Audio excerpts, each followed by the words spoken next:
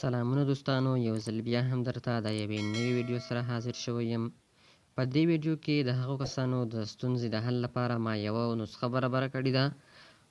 کوم کسان د چا نه چې مني بهیږي او د کومو کسانو چې مثانه کمزورې وي، دوی چې فقط ویډیو ګوري یا څوک کومه ښایسته جینۍ ګوري د دوی څخه مني بهیږي، یا هم د ادرار کولو وروسته د دوی څخه مني بهیږي، چې په دې سره د دوی دغه ستونزه د دې سبب شي چې مني د ډېر ړنګوالي له وجې همداسې بهیږي او جمع کیږي نه، او د کورولي کولو لپاره پکې هیڅ هم نه پاتې کیږي، او بیا د اولاد په راوړلو کې هم ډېره زیاته ستونزه وي.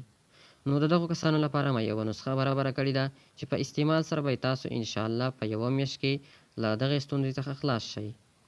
دوستانو باید یاده کړم چې د دې نسخې پر مهال به تاسو هیڅکله هم موټک وهل نه کوئ. مخکې له دې چې ویډیو پیل کړو له تاسو یوه غوښتنه کوو چې که تر اوسه مو زموږ چینل نه وي سبسکرایب، نو مهرباني وکړئ چینل ضرور سبسکرایب او ورسره په خوا کې د زنګ نشان هم کلیک کړئ. دوستانو په دې نسخه کې چې کوم شیان دي، په دې کې خو یو داسې شی هم دی چې تاسو ممکن ونه پیژنئ، خو کله چې تاسو د حکیم یا هم یوناني دواخانې ته ورشئ نو هغه یې بیا پیژني.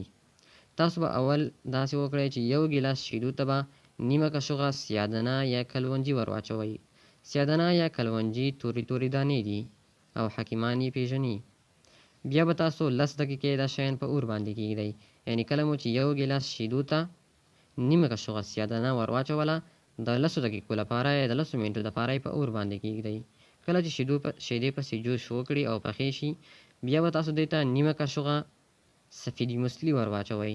خو سفیدي موسلي اول په کمو شیدو کې ورته میکس کړئ، ځکه چې دا په ډیرو شیدو کې په مشکله سره میکس کیږي.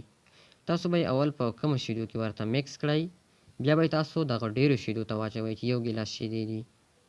سفیدي موسلي هم تاسو کولی شئ د حکیم څخه او یا یوناني دواخانې څخه پیدا کړئ. کله چې تاسو دا هم ور واچول، نو بیا به تاسو دا یو څه سړه کړئ او دې ته به نیمه کشوغه اسپیغول هم ور واچوئ. کله مو چې اسپیغول هم ور واچولو، نو تاسو دا د خوب څخه مخکې 1 ساعت مخکې، یعنې د خوب څخه دا څکئ. انشاءالله چې د یوې میاشتې په جریان کې به ستاسو دغه مشکل ورسره حل شي، ستاسو مني به ټینګ شي، له تاسو به بیا مني نه بهیږي او ستاسو مثانه به ورسره قوي شي. امید لرم چې ویډیو مو خوښه شوې وي. ویډیو در سره لایک او چینل ضرور سبسکرایب کړئ.